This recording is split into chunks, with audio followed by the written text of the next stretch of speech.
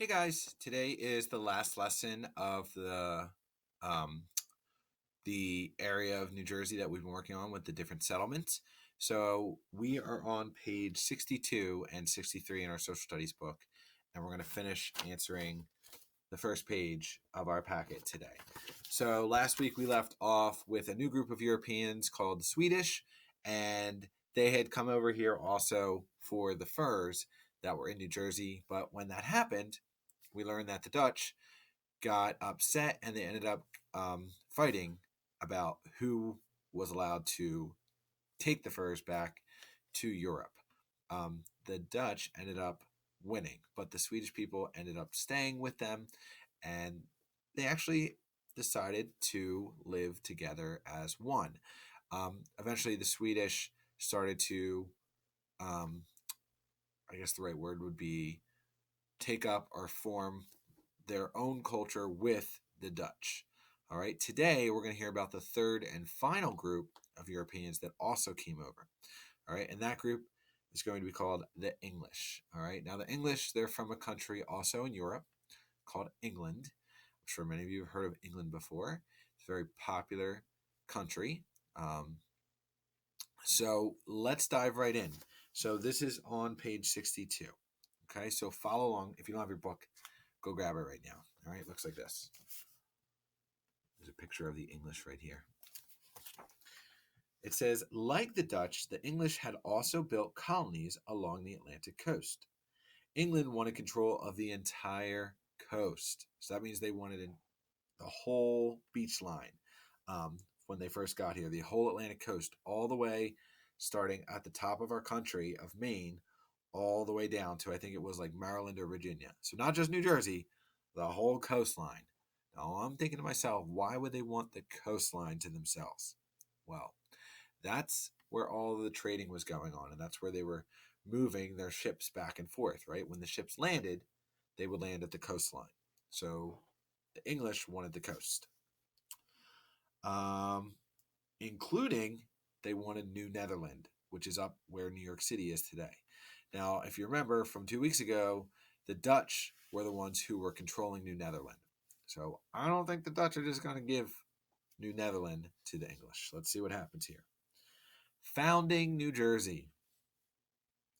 King Charles II of England gave his brother, James, who was the Duke of York at the time, all of the land between Connecticut and the Delaware rivers. This land included New Netherland. Okay, so the King of England, he told his brother, the Duke of York, that he could have all of the land all the way between Connecticut, which is a state above New York State, all the way down to the bottom of New Jersey. That he could have all that land. And New Netherland was included in that. All right. In 1664, the Duke of York sent 4 warships to take over New Netherland. So the Dutch ended up surrendering, which means they said, we don't want to fight anymore. We give up. You can have it. Okay. They surrendered without a fight. The Duke of York gave the name of New Jersey to the land between the Hudson River and the Delaware River. So we just found out who named our state New Jersey. Well, it was the Duke of York. Okay. He called it New Jersey because over in the country of England, there's a city that's actually called Jersey.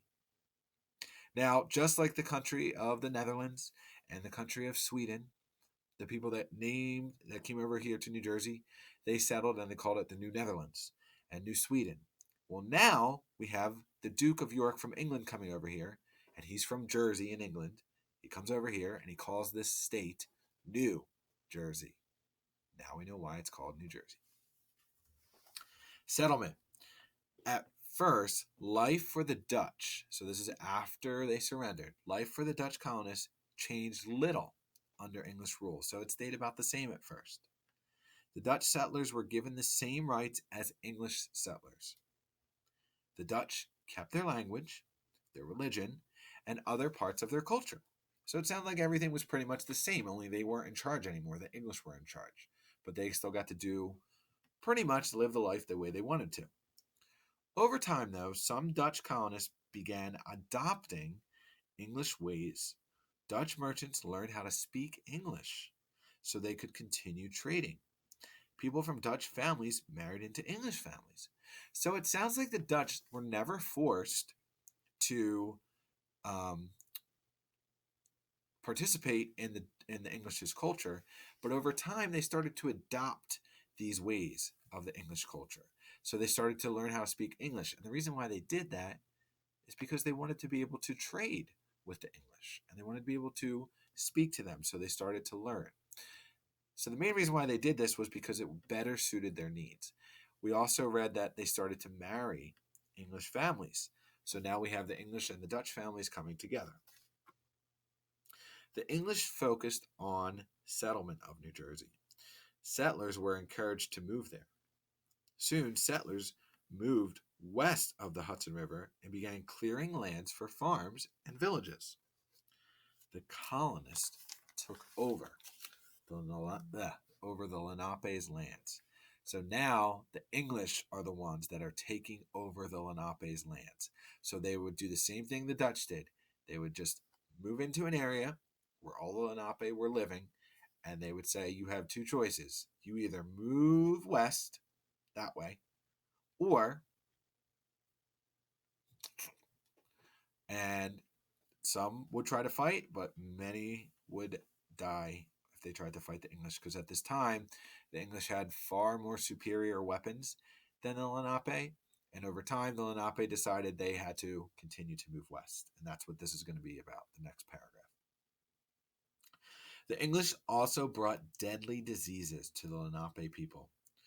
To protect themselves and their culture, large groups of Lenape moved west across the Delaware River.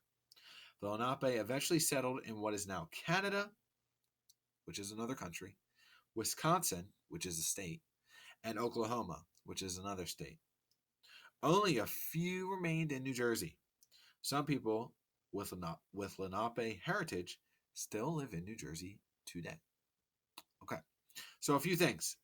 When the English came here, it was terrible for the Lenape because the English wanted their land for farming and for trading, and they just wanted it for themselves so they could live there. So, like I said, they had two choices: either move west or they weren't going to be here much longer. Also, the English brought diseases with them. Now, that sentence can be a little confusing. They didn't pack a suitcase full of diseases and just open it up and say, oh, we got diseases. When the English got here, they were carrying all kinds of germs and bacteria that the Lenape had never, ever seen in this country before. So just like in today's world, with the COVID-19 pandemic that's going on, you can see how quickly those germs had spread.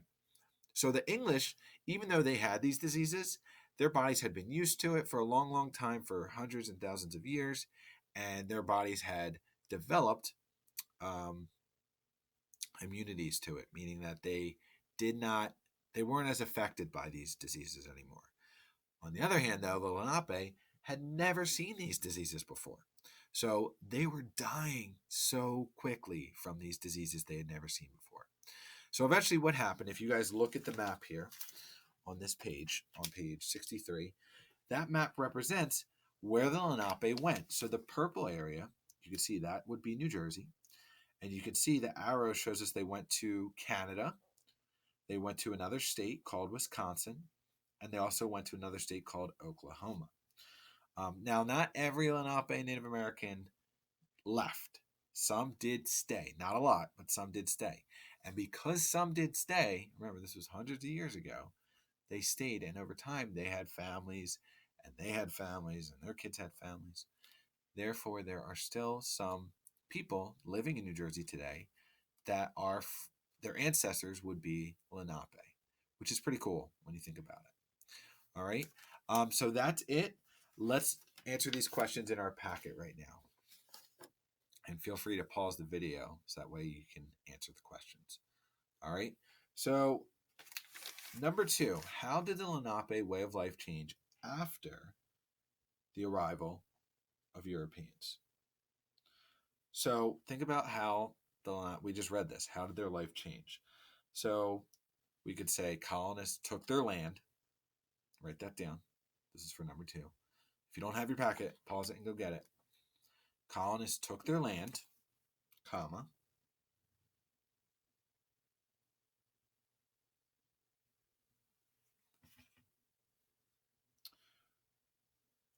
brought deadly diseases, comma. So they took their land, brought deadly diseases, and the last one, the Lenape moved west. The Lenape moved west to places like Canada, comma, Oklahoma, and Wisconsin. All right, so 3 places they would go. Canada as a country, Oklahoma as a state, and Wyoming's a state. All right, that's number 2. Number 3.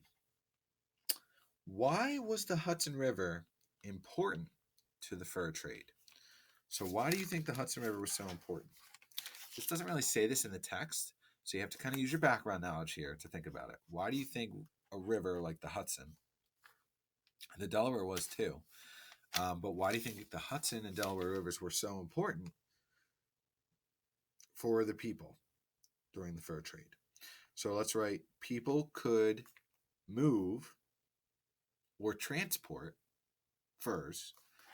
People could move or transport furs down the Hudson River. So they would move it down the river. And then it would be shipped back to Europe. And that's where, remember, that demand for the furs were so high. So again, they would move it or transport it down the river and then ship it back across the ocean to Europe. And that's where they would make all that money for the furs that were in such high demand. All right. So that's it, guys, for that lesson. What I want you to do now is go to your social studies Google Classroom. You do have a few questions to answer from today. You can use your book. Later this week, you will have a quiz on the entire lesson itself. All right, guys. I look forward to seeing your responses.